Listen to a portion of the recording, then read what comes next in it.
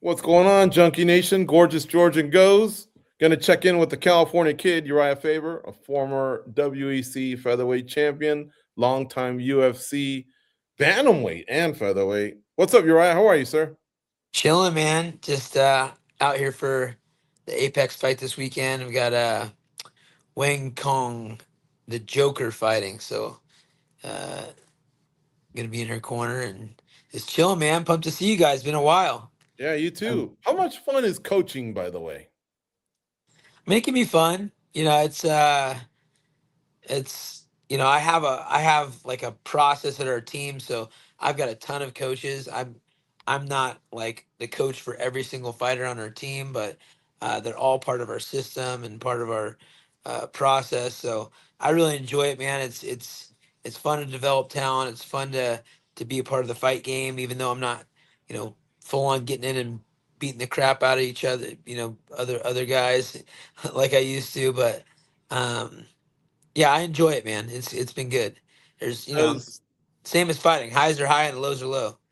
does Team Alpha Male have a head coach, or is it just a bunch of collective coaches? We've always kind of had the same situation, which is we have uh you know a program that has been designed over the years by myself and the other coaches, and we have a lot of different coaches that have different roles with independent fighters. Like I would say for Josh Emmett, Joey Rodriguez is more of his head coach, and there's fighters that like Elkins that has like a Danny Castillo that's more of their head coach, and fighters like Song that I'm more of the head coach, and we all help each other out. We're like cumulatively, adding to the you know, input and the process. We have a ton of coaches, Alex Sandoval and Dustin Akbari, and we have Cody Linton and Josiah McHale, and the list goes on of all these great coaches that are contributing, and then we help each other out as a co-op as well, Mm-hmm. because we have a Yeah, I lot mean, of fighters. this team's been around for a long time, and I swear to you, I don't know how I came across YouTube a video of you guys in some place called Punta Verde or something like that in Northern California on the on the actual coast, Oh, and there's a Punta bunch of you Sayulita. guys. What's it called? No, no, Punta. You mean Point Arena? Something like that. Yeah, yeah. There you go. Yeah.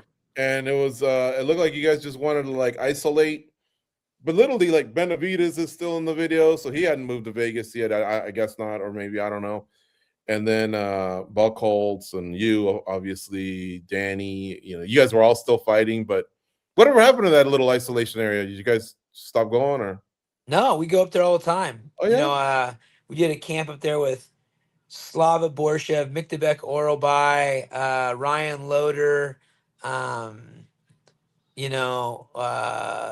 Isaac Thompson, Alex Munoz used to go up there a lot. We go up there quite a bit. It's super epic. I mean, that Point Arena, California. There's 430 people in the town. I've got it set up so the back of the building is a small retreat gym, and then with bags and wall mats and mats, and then the back is a big cement slab with a big, you know fire barbecue, and you're in a town. You can walk to the B Bryant Wildlife Reserve, which is literally like a 4-minute walk. It's got giraffes and zebras and Hmm. gazelles and all this crazy stuff. You can feed the giraffes. The front of the building has, I've got 5 bunk beds, so 10 beds and a big couch, and it's like old VCR with VHS, and I have a big steam room and laundry room, and it's just a very private, unique place. It's a 5-minute drive to the most western point on the west coast, the Point Arena Lighthouse. You can jog down to the ocean and the pier. There's we have an affiliate, Team Alpha BJJ gym on the ocean. Like we got Wow. uh, literally, tide pools and surfing on both sides. It's like magical, dude. It's pretty epic. But we go there all the time. It's not time to maybe upgrade to a DVD or Roku and get rid of the VHS. It's like a throwback, man. I bring my kids up there, they love it, and they're watching, Ghostbusters and Mrs. Doubtfire and got Okay. Shirley Temple movies, and you got to wait to rewind it, and they don't get it's super throwback to it's like an 80s. The whole area is like throwback to the 80s, which I think is important this day and age. All right. Our guest is Uriah Faber. He's going to be headlining RAF 6, excuse me. And it's on Saturday, the 28th of this month, February. His opponent will be Henry Cejudo. This is Real American Freestyle Wrestling. You can watch the event on Fox Nation. You're jumping right into the fire. You're going against a Olympic gold medalist, a guy that's 8 years younger than you. He's more recently competed from MMA, but I've seen you've been really active, combat jiu-jitsu, wrestling, things like that. So anyway, can you talk about this matchup and what it means to you and what it would mean to beat a high caliber wrestler like Henry Cejudo? Yeah, the way I see it is I'm getting a bye to the Olympic finals, which is Nice. pretty exciting. And as a guy that needs some great excuses and is good at being delusional, I've got all sorts of reasons why I'm going to beat the Olympic gold medalist. And so let me run you through, what I've been telling myself in the process. First off, Henry Cejudo, I saw a video of him working out with the Brands brothers.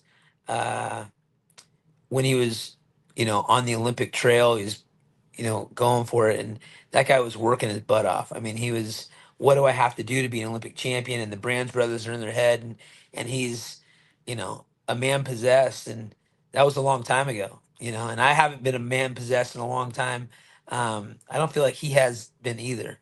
He also is an Olympic gold medalist at 121 pounds, which, um, you know, I don't know many guys that are 121 pounds. Pretty small. So I think I've got a size advantage on that front. He just competed at 135 pounds. I just competed at 160 pounds this last weekend and had a lot of fun. And for me, I was a guy that got my butt whooped by guys like Henry Cejudo and TJ Dillashaw and Cody Garbrandt and Joseph Benavidez and Chad Meadows, and the list goes on when I first started wrestling, because I started wrestling when I was 13. I didn't start wrestling when I was 4, 5, 6 years old with great coaches and competing, for years and years and years. I jumped in because I had self belief. It sounded like a lot of fun for me. And so, in the time that I started wrestling, around the eighth grade, I closed the gap with a lot of the guys in that position. Guys that had been wrestling since they were little kids. So, by the end of my high school career, I went from a guy that was getting whooped to a guy that was top 12 in the state of California, which is one of the best states. And then from then, I decided I want to continue to wrestle. So I went to college and I was a walk on. Three of the four guys that I wrestled that beat me as a senior in high school, three of them ended up coming to UC Davis. And they had all been lifelong wrestlers, studs that have been having success. One uh, was Larry Rodriguez. The other one was Nico El Mariachi Versace, uh, who that was his clubbing name that he was working on back in the day, and then Tom Barwis. Three of those guys beat me in my high school senior year. Three of them came to Davis, and I worked really hard that summer. And after my fourth or my it was in my fifth year of wrestling, I beat out all three of those guys for the varsity spot. My college career went from a guy that was a walk on to team leader, and then all time win leader for the school. And I think peaked at runner up for freestyle senior nationals, and top 12 in the nation in NCAA Division One. So this is basically 9 years into my wrestling career. I've still been wrestling. My career went from there to the fight game, and I've been grappling and getting more comfortable and competing for another 20 years after my pinnacle of wrestling. So my basic long-winded story is I'm not the same guy that was a pretty good high school wrestler and a pretty good college wrestler. I'm a world champion. I'm a guy that knows how to compete. I'm a guy that has been getting better and better at wrestling. I've done it for almost three times as long as when I was at the peak in competition for wrestling. The last time that I wrestled, I just jumped into the national tournament on one day's notice, the senior open nationals, and I made it to the finals against another Olympic hopeful guy, the guy that had been on the Olympic ladder and had been a multiple time world champion. Saw him in the finals. That's with zero preparation, zero training, just all my college buddies were going, and so I had the day off and was like, well, what's the weight, and went. So um I believe in myself. I'm looking forward to three hard 2-minute rounds with 30 seconds rest of trying to get an Olympic medal in my you know, resume, and that's the way I'm looking at it. So I'm excited to go against a guy like Henry Cejudo. I have a lot of respect for Henry. I love him as a competitor. I love everything about Henry. I mean, I love his quirky personality. I love how he doesn't care what people think. I love how he walks to the beat of his own drum, and I respect him a lot as a competitor and as a wrestler. But I'm looking to win. So for me, I'm excited. I like it. Gold medal. The Hopefully, gold medal, baby. someone comes up with one if you can take him down and puts it on you, even if it's a replica. Goes wants to know, he fell off. We apologize for that, but he says, how would you compare a camp for RAF compared to like when you used to do MMA camps? How much of a toll is it physically and mentally? It's been not a toll at all. You know, I compete because I love it. I train because I love it, and so I'm just continuing with that. You know, I don't really get tired. I've just competed this last weekend. Um, it was a 10-minute straight rule set match of combat jujitsu. I competed in in Abu Dhabi against Bibiano Fernandez in a running clock match where I was pushing the pace. Um, well, I won that match. I competed against Jeff Glover, who's a world champion in jiu-jitsu, in another combat jiu-jitsu match in A1 not too long ago. Um, so for me, I haven't really done anything too crazy. I'm gonna make sure I can get my weight down because I'm pretty heavy these days. I've got to make 155 pounds, and it's crazy to me how heavy I am. I've never been this big my whole life, but I feel great. So I'm just having fun with it. Um, you know, eating healthy on a good regimen. I've got something called 100health.com or 100.com, HUNDRED.com, and I've got like my blood work done, and they've got me on this vitamin protocol, and just being in my best shape and excited to compete. What's your commitment to this? What's the long run here with RAF, which appears to be blowing up? I'm going to do more matches. You know, I think uh, the biggest thing for me on this is being a representative of the wrestling mafia, which Henry's a part of, and every wrestler who's ever stepped on the mat is a part of. We're all so happy to see wrestling get the shine that it deserves. We're happy to be doing our part to compete and bring some clout to it, and I'm excited that there are people like Izzy Martinez and his financial backers and partners that are willing to take the risk on a sport that we all love so much. And on that note, shout out to CBU Wrestling, Cal Baptist Wrestling. They're trying to take away their program right now, and they're just trying to pull wrestling from the colleges that it's so important. It's an Olympic sport in college, and if you don't know, Mark Munoz and Derek Moore are the coaches over at Cal Baptist out in California, and my coach Lenny Zaleski was the coach prior, and all those guys I either coached, was on the team with, or was on the coaching staff with. And ironically, my grandfather was Cal Baptist professor for music way back in the day. So I've got this special um, spot in my heart for Cal Baptist and the wrestling program. So shout out to Cal Baptist Wrestling. Let's keep that program. Whatever we got to do to keep that program, let's do it. And all these wrestling programs. I mean, wrestling's an important part of life for so many people. It's been a life changing piece of so many successful people's journey. And I'm so pumped that, Henry and I get to go out there and, try to compete, try to win, but hold wrestling on a pedestal. Even though you've been on big stages, do you expect there to be nerves? It's a different sport, and you have a formidable opponent. I hope so. The nerves are unpredictable for me, So I had zero nerves in this last match I just had. I don't know why. I mean, sometimes you get them, sometimes you don't. I would say probably not going to have a ton of nerves, but you never know. I hope so. I'm crossing my fingers for some hairs to step up on my back and on my neck, and they'll get a little butterflies in the stomach. That would be awesome. I'm chasing those kind of things as I've gotten older in my you know in my athletic career. Mhm. Last question on the way out. Only because you brought up his name. I actually hadn't planned on asking you this, but you brought up his name, Josh Emmett.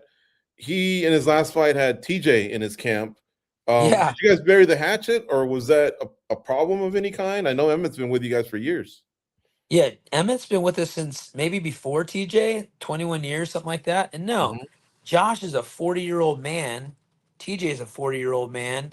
Um, TJ moved back to town. I haven't buried the hatchet with the guy.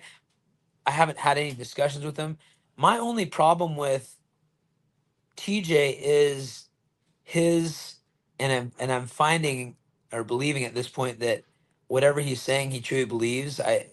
Uh what his rendition of what happened doesn't match up with mine, which is that I cut him from the team or kicked him off the team or anything like that. Like that's the newest thing I've been hearing. So I'm fine with TJ. I would love to just bury the hatchet, but the one problem is the interpretation of, and what it seems like to me, because he's got a business he's pushing now, he's going on kind of a PR tour. I don't necessarily want to be part of the PR tour unless it's factual things. And for me, I didn't kick the guy off the team. There was a muscle farm team that he got paid to go be a part of, and that was it. So I don't have a problem with the guy. I want Josh to have every benefit. Josh talked to me about it. I said, "Cool, man. I'm not weird about that kind of stuff. I never really have been." So for me, I think the hatchet is buried in some respect. It just still bugs me if I hear something about myself that I know isn't true. I don't care if I hear other stuff that's not true or, whatever, but it's like if I was there, I know what happened and things are being said, that bugs me still. So that'd be nice to bury that hatchet, but I don't think it's going to happen because I think whatever is being said is believed, and, interpretation uh, and your own perspective is your own reality. So I don't know if there's a way around that. Maybe if he gets his shoulder fixed, which I don't think he will, because it sounds like it's pretty bad, you guys could wrestle at RAF in the future. I mean, maybe. Yeah, I'd be down. I'm not looking forward to any kind of drama at all. So if it's going to be a whole thing where we relive our old dramas and trauma and in the lead up, that doesn't sound fine to me. If we shake hands prior and do a competition, that would be better off. Sounds good, man. Hey, it's great catching up with you. You look great, and congrats on all your successes everywhere. I know you're a longtime real estate mogul, and of course, you won gold in our sport, and now you get to compete here in wrestling. I hope you go out and do your thing there as well, man. RAF 6 coming up on the 28th of February. Thanks, Uriah. Great catching up, man. Yeah, great catching up. Goes. We'll catch you next time, my man. I'll let them know. All All right, take right. care, brother.